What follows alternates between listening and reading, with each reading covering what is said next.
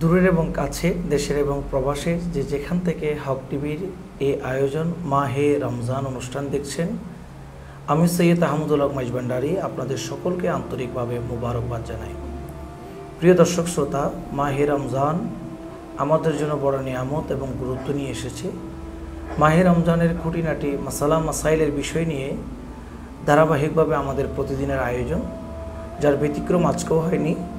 আজকে আমরা মাহে রমজানের 12তম পর্বে আজকে আমরা একত্রিত হয়েছি। বিশেষ করে আমার সাথে যিনি আলোচক মোহতারাম যিনি উপস্থিত হয়েছেন, বিশিষ্ট ইসলামী চিন্তাবিদ, গবেষক, লেখক, পাশাপাশি বিশিষ্ট মিডিয়া ব্যক্তিত্ব, শাহিন শাহে কারবালা একতা ফাউন্ডেশনের সম্মানিত চেয়ারম্যান হযরতুল আল্লামা জনাবে মাওলানা রাইহানুল ইসলাম আল কাদেরী মাদ্দাজিল্লাহুল আলী মোহতারামকে আমাদের হক টিভির অনুষ্ঠানে আসার জন্য আন্তরিকভাবে মোবারকবাদ জানাই। আসসালামু আলাইকুম ওয়া রাহমাতুল্লাহি ওয়া বারাকাতুহু। প্রিয় দর্শক শ্রোতা, এই হক টিভির অনুষ্ঠান আপনাদের জন্য। যদি আপনারা এই চ্যানেলকে সাবস্ক্রাইব করে থাকেন তাহলে আপনাদেরকে আন্তরিকভাবে ধন্যবাদ। আর যদি এখনও সাবস্ক্রাইব করে না থাকেন, অবশ্যই আপনারা সাবস্ক্রাইব করে নেবেন, কিন্তু পাশের বেল আইকনটি ক্লিক করতে ভুলবেন না, যাতে পরবর্তী অনুষ্ঠান আমরা দেওয়ার সঙ্গে সঙ্গে আপনার কাছে সবার আগে চলে যায়। প্রিয় দর্শক শ্রোতা, আজকে আমরা যে বিষয় নিয়ে আলোচনা করব সেটা হচ্ছে যাকাত। ইসলামের পঞ্চস্তম্ভের মধ্যে একটি স্তম্ভ হলো যাকাত। আল্লাহ পাক রব্বুল আলামিন যাকাতের গুরুত্ব অপরিসীম করেছেন। আমি মোহতারম আলোচক হযরতুল আল্লামা জনাবে মাওলানা রাইহানুল ইসলাম আল কাদেরী সাহেবের কাছে যাকাতের গুরুত্ব, তাৎপর্য কোরআন এবং সুন্নাহর আলোকে আলোচনা করার জন্য বিনীত অনুরোধ জানাচ্ছি। দেশ এবং বিদেশে যারা আমাদের অনুষ্ঠান দেখছেন, ধন্যবাদ এবং মোবারকবাদ জানাচ্ছি, এবং হক টিভির সম্মানিত উপস্থাপককে ধন্যবাদ জানাচ্ছি আমাকে গুরুত্বপূর্ণ একটি বিষয়ে কথা বলার জন্য। যে বিষয়টা আসলে বলতে চাচ্ছি সেই বিষয়টা হলো যাকাত। যাকাত এটা ইসলামের পঞ্চম স্তম্ভের অন্যতম একটি। কোরআনুল কারীমের মধ্যে অসংখ্য গণিত আয়াত আছে, বিভিন্ন সূরার মধ্যে যাকাতের কথা উল্লেখ আছে। যেমন সূরা বাকারার 110 নম্বর আয়াতের মধ্যে আল্লাহ পাক সুবহানাহু ওয়া তাআলা বলেন, ওয়া আকিমুস সালাত ওয়া আতুজ যাকাত ওয়া মা তুকদ্দিমু লিআনফুসিকুম মিন খায়রি তাজিদুহু ইনদাল্লাহ। আল্লাহ পাক এখানে যাকাতের কথা বলেছেন। এবং সূরা বাকারার 43 নম্বর আয়াতে আল্লাহ পাক বলেন, ওয়া আকিমুস সালাত ওয়া আতুজ যাকাত ওয়ারকাউ মা'আর রাকিঈন। এরপরে সূরা হজ্জের 41 নম্বর আয়াতে আল্লাহ পাক বলেন, আল্লাযীনা ইম্মাক্কান্নাহুম ফিল আরদি আকামুস সালাত ওয়া আতুজ যাকাত ওয়া আমরু বিল মা'রুফ ওয়া নাহাউ আনিল মুনকার। এরপরে সূরা আম্বিয়ার মধ্যে 73 নম্বর আয়াতে আল্লাহ পাক যাকাতের কথা উল্লেখ করেছেন। সূরা আনকাবুতের 45 নম্বর আয়াতে আল্লাহ পাক বলেন, ওয়া আকিমুস সালাত ইন্নাস সালাতা তানহা আনিল ফাহশাই ওয়াল মুনকার। সূরা বাকারার 45 নম্বর আয়াত আল্লাহ পাক সুবহানাহু ওয়া তাআলা বলেন, ওয়াস্তাঈনু বিস-সাবরি ওয়াস-সালাত ওয়া ইন্নাহা লাকাবীরাতুন ইল্লা আলাল খাশিঈন। এই যে কোরআনুল কারীমের এতগুলো আয়াত, জি, যাকাতের ফজিলতের কথা বলতে গিয়ে কিন্তু আল্লাহ একের পর এক সূরা আনকাবুত, সূরা হজ, সূরা বাকারা, অনেক সূরার মধ্যে আয়াত আছে। যেভাবে কোরআনুল কারীমের মধ্যে আছে, সেভাবে আমরা হাদিসে পাকের মধ্যে দেখলে হাদিসের মধ্যেও আছে যাকাতের কথা। এগুলো কেন বলা হয়েছে? কারণ যাকাত এটা ইসলামের পঞ্চম স্তম্ভ। যাকাতটা যথাযথভাবে আদায় করতে হবে। যেখানে যাকাতের কথা আল্লাহ বারবার কোরআনুল কারীমের মধ্যে বলেছেন, তাহলে এটা কোরআনুল কারীমে বারবার বলার প্রতি আমাদের বুঝতে হবে এটার বিশেষত্ব, এটার গুরুত্ব, এটার ফজিলত অনেক বেশি। তো মোহতারম আলোচকের কাছে আরেকটি বিষয় জানতে চাই, যে যাকাত দেওয়ার খাতগুলা, যেগুলো আমরা যাকাত দিব, এই যাকাত দেওয়ার খাত কোথায় এবং কি পরিমাণ সম্পদ হলে তাকে যাকাত দিতে হবে? জি, যাকাতের খাত ইসলামের যে প্রাথমিক যুগে যে যাকাতের 8টি খাত ছিল, আল্লাহ পাক কোরআনুল কারীমের মধ্যে বলেছেন, ইন্নামাস সাদাকাতু লিল ফুকারা ওয়াল মাসাকিন ওয়াল আমিলিনা আলাইহা ওয়াল মুআল্লাফাতু কুলুবুহুম ওয়া ফির রিকাব ওয়াল গারিমিনা ওয়া ফি সাবিলিল্লাহি ওয়া ইবনিস সাবিল। এই যে 8টা খাতের কথা বলা হয়েছে, সেখানে কিন্তু ওয়া ফির রিকাবের যেটা কথা বলা হয়েছে, রিকাব যে আপনার যে রেকাবের কথা বলা হয়েছে, সেই রেকাবটা কিন্তু বাদ যাবে এটা। এবং ওয়াল মুআল্লাফাতু কুলুবুহুম ওয়া ফির রিকাব, এই যে দুইটা দাসমুক্তি এবং অমুসলিমকে ইসলামের প্রতি ধাবিত করার জন্য যে কথাটা বলা হয়েছে, এগুলা কিন্তু না করলেও চলে, যেহেতু এখন দাস মুক্তি ইসলামে নেই, দাস প্রথাই ইসলাম থেকে নেই। এবং মুসলমানের সংখ্যা যেহেতু বেড়ে গিয়েছেন, মুসলমান এখন মুসলমান এবং বেদিন দুই ধর্ম। মুসলমান সম্পর্কে মানুষের কাছে স্পষ্ট, হিন্দু ধর্ম সম্পর্কে মানুষের কাছে স্পষ্ট, সেহেতু এই দুইটা জিনিস বাদ দিলে আর 6টা বিষয় আছে যে তাদেরকে জাকাত দেওয়া যাবে। যেমন আল্লাহ কোরআনুল কারীমের মধ্যে বলেছে লিল ফুকারা, ফকিরদেরকে জাকাত দিতে হবে, ওয়াল মাসাকিন, মিসকিনদেরকে জাকাত দিতে হবে, ওয়াল আমিলিনা আলাইহা। ফকির আর মিসকিনের মধ্যে কিন্তু পার্থক্য আছে। ফকির বলা হয় যার কাছে কিছু সম্পদ আছে কিন্তু সে দিন রোজগার করতে পারতেছে না, বা আমরা যে ফকির মনে করি এই ফকির নয়। কিন্তু আমার প্রতিবেশী একজন আছে যার কাছে ঘরবাড়ি আছে কিন্তু তাকে চলার মতো সামর্থ্য নেই। আর মিসকিন বলা হয় যার কিছুই নেই, একদম সবকিছু হারা। এবং ওয়াল আমিলিনা আলাইহা, জাকাতের টাকা যারা সংগ্রহ করেন, জাকাতের যে কর্মচারীগুলো রয়েছে তাদেরকে জাকাত দেওয়া যাবে। এবং ওয়াল গারিমিন, ঋণগ্রস্ত ব্যক্তিকে জাকাত দেওয়া যাবে। যারা ঋণের মধ্যে রয়েছেন, ঋণের কারণে কোনো কিছু করতে পারছে না, সেই ঋণগ্রস্ত ব্যক্তি কিন্তু আমাদের সমাজে অনেক লোক আছে, আত্মীয় স্বজন, গত বছর সে মানুষকে জাকাত দিয়েছে, কিন্তু এই বছর সে ব্যবসার মধ্যে এমনভাবে বিপর্যস্ত হয়ে গেল, সে মানুষের কাছ থেকে চাইতে পারতেছে না, লজ্জায় সে কাউকে বলতে পারত। এইসব ব্যক্তিকে, অর্থাৎ যে ঋণের মাধ্যমে ক্ষতিগ্রস্ত হয়ে গেল, তাদেরকে জাকাতের টাকাটা তাদেরকে দেওয়াটা এটা একটা উত্তম কর্মের মধ্যে একটি কর্ম।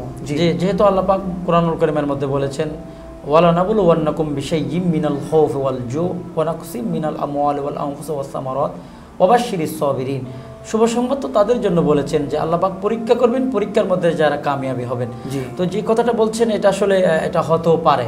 এভাবে অনেক হচ্ছে যে গত বছর সে ধনী ছিল, এই বছর গরিব হয়েছে। তো আমাদেরকে চিন্তা করতে হবে এবং দেখতে হবে তার সামর্থ্য কতটুকু আছে, সে জাকাত খাওয়ার উপযুক্ত কিনা। যদি সে আদৌ জাকাত খাওয়ার উপযুক্ত, তাকে জাকাত দিতে হবে। এবং আরেকটি বিষয় যেটা আছে ওয়াফি সাবিলিল্লাহ, আল্লাহর রাস্তার মধ্যে জাকাত দেওয়া যাবে। এবং ওয়াবনি সাবিল, মহতরম আল্লাহর রাস্তা বলতে যেমন মাদ্রাসা যেগুলো এতিমখানা আছে, এগুলোর থেকে কি দেওয়া যাবে? হ্যাঁ, যে মাদ্রাসার মধ্যে এতিমখানা আছে, এতিম ফান্ড আছে, এতিম মিসকিন পড়ালেখা করে, সেখানে জাকাত দেওয়া যাবে। এবং আরেকটা কথা বলা হয়েছে ওয়াবনি সাবিল, মুসাফিরকে জাকাত দেওয়া যাবে আল্লাহর রাস্তার মধ্যে যারা আছে। যে অনেক মাদ্রাসা আছে যারা আকীদার দিক দিয়ে দুর্বল, যেমন যাদের আকীদা রাসূল করিম সাল্লাল্লাহু আলাইহি সাল্লাম মৃত, যাদের আকীদা রসুল হাজির নাজির নয়, এই ধরনের কিছু মাদ্রাসা আছে যারা আকীদার দিক দিয়ে আহলে সুন্নাত ওয়াল জামাতের আকীদার সাথে মিল নেই। এইসব মাদ্রাসাটাকে কি বর্জন করা উচিত? কারণ এখান থেকে যেগুলা তাদের আলেম বের হবে, সেগুলো পরবর্তী দাঁড়িয়ে আমার রসুল করিম সাল্লাল্লাহু আলাইহি ওয়াসাল্লামের শানে বেয়াদবিমূলক আচরণ করবে। তো এই মাদ্রাসাগুলো থেকে জাকাত দেওয়ার কি কোনো প্রয়োজন আছে কি না, আমি এটা একটু যদি বলেন। কারণ আকীদার বিষয়টা তো অনেক একটি উপরের বিষয়। জি, আকীদার কথা বললে আসলে যে গত কয়েকদিন আগে আমরা দেখেছি অক্সিজেন একটি মাদ্রাসার মধ্যে বলাৎকারের একটি ঘটনা ঘটেছে। এভাবে দিন রাত আমাদের এই সমাজের মধ্যে, পত্রিকার মধ্যে আমরা আর কত দেখব, আর দেখতে ইচ্ছে হচ্ছে না। এই সমস্ত খারাপ ঘটনাগুলো যে প্রতিষ্ঠানে সংগঠিত হয়, এগুলো হলো আপনার এই যে কওমিদের যে মাদ্রাসাগুলো রয়েছে, হিফজখানা রয়েছে, নুরানি খানাগুলো রয়েছে, এগুলোর মধ্যে স্বাভাবিকভাবে এই বলাৎকারের ঘটনাগুলো ঘটে আসছে। তো আমাদের এই সময়ে যদি আমরা অ্যালার্ট না হয়, অ্যালার্ট হওয়ার আর কোনো সুযোগ নাই। আপনার হক টিভির মাধ্যমে আমরা জানিয়ে দিতে চাই যে সমস্ত মাদ্রাসার মধ্যে বলাৎকার হয়, যে সমস্ত মাদ্রাসার মধ্যে আপনার ছাত্র জুলুম করে, এবং আমরা গতকালকেও ইন্টারনেটের মধ্যে দেখেছি যে মাদ্রাসার ছাত্রকে দিয়েছে পড়ালেখা করার জন্য, হাফেজ হওয়ার জন্য, কিন্তু সেই মাদ্রাসার ছাত্রদেরকে আপনার একটি ঝুলি নিয়ে রোডের মধ্যে নামানো হয়েছে ভিক্ষা করার জন্য। অথচ নিজের মা বাবার থেকে কিন্তু টাকাও নেওয়া হচ্ছে, যে বাৎসরিক বা মাসিক কিছু টাকা আদায় করা হচ্ছে, অথচ সেই ছেলেকে পড়ালেখার বিনিময় তাকে রোডের মধ্যে ভিক্ষা করতে হচ্ছে। আকীদার যারা আকীদা আমি সেটাই বলতে চাইছিলাম যে তাদের মাদ্রাসায় যাকাত দেওয়াটা উচিত নয়, এবং যাকাতের আদায় হবে না। এবং যাদের আকীদা যেগুলো সহি আকীদা, যেগুলো আহলে সুন্নাত ওয়াল জামাতের আকীদার উপর যেসব প্রতিষ্ঠিত মাদ্রাসা, কিন্তু আর্থিক অসচ্ছলতা থাকার কারণে প্রতিষ্ঠানগুলো চলছে না, সেখানে জাকাত দেওয়া। জি, যেমন জামিয়া আহমদিয়া সুন্নিয়া আলিয়ার এতিম ফান্ড আছে, মাইজবান্ডার দরবারের সাথে অনেক প্রতিষ্ঠান জড়িত আছে। যেমন আপনারও একটা প্রতিষ্ঠান আমি শুনেছি ইতিমধ্যে, গুলজার আহমদিয়া প্রতিষ্ঠান আছে, যে সেখানে আমি দেখতে পাচ্ছি অনেক এতিম মিসকিন পড়ালেখা করছে। আসলে এরকম অবহেলিত অনেক বাংলাদেশের বিভিন্ন অঞ্চলের মধ্যে পড়ে রয়েছেন। আমাদের এগুলোর প্রতি ধাবিত হওয়া দরকার এবং জাকাতের টাকাগুলো সেখানেই পৌঁছা দরকার। এবং আরেকটি বিষয় আমি আপনার সাথে অ্যাড করব, যে প্রতি বছর কিন্তু জাকাতের নাম দিয়ে আমাদের সমাজে অনেক মানুষ মারা যায়। জি, এটা একটা বড় বিষয়। হ্যাঁ, জাকাতের বিভিন্ন 100-150 টাকার শাড়ি নিয়ে সে এমন ভাবে দেখাচ্ছে যেন সে করুণা করতেছে। জি, অথচ করুণা করে, অথচ জাকাতটা হচ্ছে গরিবের হক, এটা করুণা নয়। অথচ 1 লক্ষ টাকার মধ্যে 2,500 টাকা জাকাত আসে। জি, এখন 1 লক্ষ টাকায় যদি 2,500 টাকা জাকাত আসে, সে তো 5 কোটি 10 কোটি টাকার মালিক। সে যদি 10-5 হাজার টাকার শাড়ি কিনে বা লুঙ্গি কিনে মানুষকে বলে দেয় যে আগামীকালকে জাকাত দেওয়া হবে, এটা কিন্তু এক পর্যায়ে আল্লাহকে ধোঁকা দেওয়া হচ্ছে। আল্লাহ কিন্তু স্পষ্টভাবে বলেছেন যে আল্লাহকে কেউ ধোঁকা দিতে পারে না, যদিও বা সে চেষ্টা করে আল্লাহকে ধোঁকা দিতে পারে না। তো আমার সমাজে আমি বলবো এটা বর্জন করা অত্যন্ত দরকার। শাড়ি এবং লুঙ্গির নাম দিয়ে মানুষের জীবন চলে যাচ্ছে, ইতিমধ্যে আমরা অনেক দেখেছি। আর চাই না মানুষের জীবন এই জাকাতের মাধ্যমে মানুষের জীবনটা চলে যাক। তো এটা কেয়ারফুল থাকবেন যে মুহতারাম, যে আমাদের তো এটা অবশ্যই সচেতন হতেই হবে, কারণ এটা লোক দেখানো বিষয় নয়। জি, আচ্ছা, আমরা যে জাকাত যে দিব, এটার নিসাবটা কি পরিমাণ সম্পদ হলে জি তার উপর জাকাত ফরজ হবে? 7.5 তোলা স্বর্ণ এবং 52 তোলা রৌপ্য কারো যদি থাকে সে জাকাত দিবে। এটার উপর সে যদি ওই পরিমাণ সম্পদ তার কাছে থাকলে, মাটির সম্পদ নয়, মাটির সম্পদ ছাড়া অন্য কোনো সম্পদ যদি তার থাকে, অর্থাৎ ব্যাংকের মধ্যে মানে টাকা জমা আছে, তখন সেই টাকাটা হিসাব করে তাকে কিন্তু জাকাত দিতে হবে। তো 7.5 তোলা স্বর্ণ, 52 পরিমাণ যদি টাকা 52 তোলা রূপা, এগুলো যদি 1 বছর অতিক্রম হয়ে যায়, 1 বছর অতিক্রম হওয়ার সঙ্গে সঙ্গে তার উপর জাকাতটা কি হয়ে যাবে? বাধ্যতামূলক হয়ে যাবে। জি, হক টিভিকে আরো ধন্যবাদ দিতে হয়, কারণ এটি এমন একটি সময় এসেছে, জাকাতটা কিন্তু রমজানে দিলে কিন্তু বেশি সওয়াব হয়। একটি ফরজ আদায় করলে কিন্তু 70টা ফরজের সওয়াব, একটি নফল আদায় করলে কিন্তু ফরজের সওয়াব। তো সেহেতু আমরা আর দেরি করব না, হক টিভির পক্ষ থেকে যে মেসেজটা দেওয়া হচ্ছে, জাকাতটা কিন্তু রমজান আদায় করলে কিন্তু বেশি সওয়াব হবে। তো প্রিয় দর্শক শ্রোতা, আজকে মহতরম আলোচক হযরতুল আল্লামা জনাবে মাওলানা রায়হানুল ইসলাম আল কাদেরী মাদ্দাজিল্লাহুল আলী আমাদেরকে চমৎকারভাবে বুঝিয়ে দিলেন জাকাত কোথায় দিব, কিভাবে দিব। 7.5 তোলা স্বর্ণ, 52 তোলার অথবা দুটোটা মিলিয়ে আপনার যদি ওই পরিমাণ সম্পদ হয়ে যায় 1 বছর অতিক্রম হলে, সেটাতে জাকাত দিতে হবে। পাশাপাশি আপনি যেগুলো আসবাবপত্র ব্যবহার করেন, যেগুলো আপনার প্রয়োজনীয় জিনিস, সেগুলোর উপর কিন্তু জাকাত নেই। যদি আপনি যদি ভাড়াতে গাড়ি লাগিয়ে থাকেন, সেখান থেকে ইনকাম আসে, সেখান থেকে যদি সম্পদ জমা হয় 1 বছর অতিক্রম হয়, সেখানেও কিন্তু জাকাত দিতে হবে।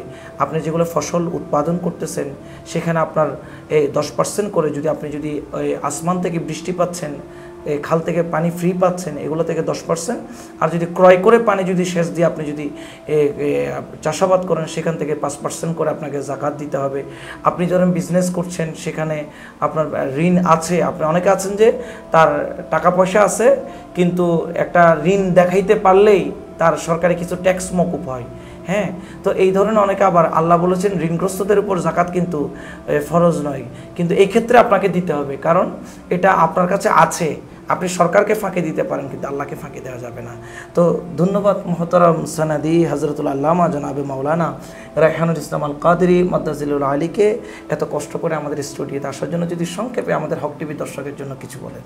যে সময়ের দাবি হক টিভির সাথে থাকার জন্য, কারণ হক টিভির মাধ্যমে ইতিমধ্যে দেখতে পাচ্ছি অনেক ইসলামের বিরল যে বিষয়গুলা আকীদার উপর হামলা করেছে, সেগুলোর উপরে আমরা দেখেছি অনেক বক্তব্য এনেছেন, এটার দ্বারা মানুষ সচেতন হচ্ছে।